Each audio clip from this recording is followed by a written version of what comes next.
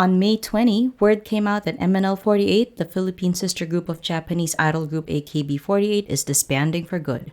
According to an official letter, continuing MNL48's activities would be difficult after considering the sustainability of the management structure, the future operating environment, and the various conditions necessary to continue supporting the group in a stable manner. It also announced that the music video for the new version of Pag-ibig Fortune Cookie was MNL48's last work as a group. I have to have a disclaimer here. I wasn't deeply involved in the fandom, I didn't take part in any of the votings, and I never saw MNL48 perform live. But I did enjoy the group's music.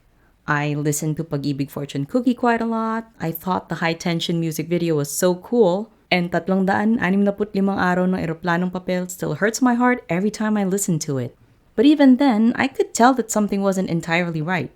I think it should have been a bigger deal that we had our own 48 group. But even though they lasted for 8 years, MNL48 was inactive for a good portion of that time. And I think it's not controversial to say that MNL48 didn't get the right opportunities to really break out in a massive way here in the Philippines. Here are just a few comments on the matter. The J-pop sound isn't really the taste of Filipino casuals, but what MNL48 had was their personality. As in, sobrang funny nila and their dynamic was so fun to watch. I still think they'd also get viral sa personality nila. Pwede ma-accept sa mainstream if consistent in releasing songs with MV na may budget. As a casual listener, I could say na they felt more translated rather than adapted. Masyadong Japanese-coded yung music and hindi naman nakaka-relate ang masa sa songs nila. They had the potential, pero na-lost in translation due to the management.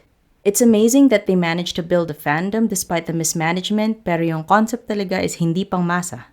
I feel like even if Showtime did a better job and they were at a better company, they might be bigger, but I still don't see them being mainstream or at least be as huge as Beanie or SB19.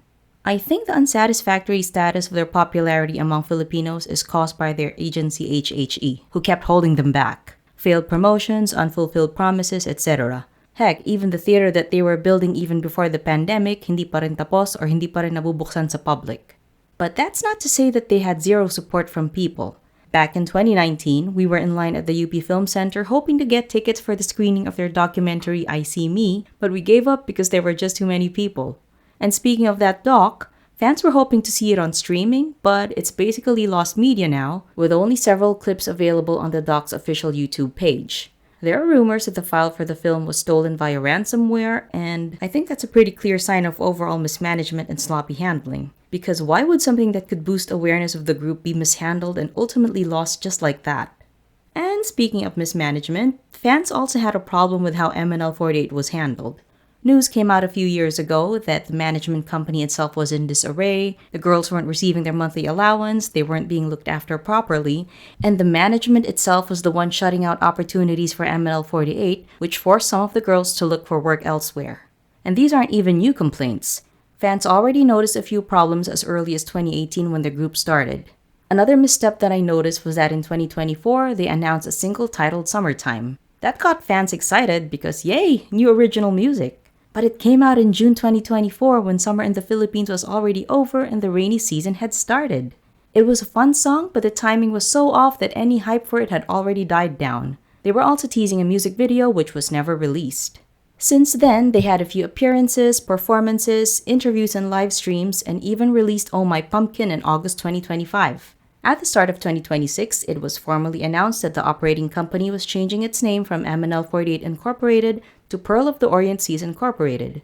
People hoped it was a new beginning for MNL48, but it just turned out that they were nearing the end of the line, and here we are today. Reactions to the news were sad overall, and even fans from countries like Japan, Thailand, and Indonesia spoke up. Many weren't very surprised at this development, but people continue to hope that MNL48 will be revived or that a new Filipino 48 group will be formed at some point. Here are just some of the comments about this. Not securing a theater was their first grave mistake. We all know how important the theater is for a 48 group's longevity and engagement or reach. This was, however, contested by another comment which said, it was never a mistake on their part. A theater is still useless if the group debuted while enduring flaks of online insults from a not-so-receptive Filipino audience. This is absolutely heartbreaking. MNL48 has some of the most talented vocalists and performers in the entire 48 group franchise. They deserve so much better management and a brighter spotlight. Thank you for everything, girls. This is low-key one of the saddest 48 group disbandments because it was completely the management's fault.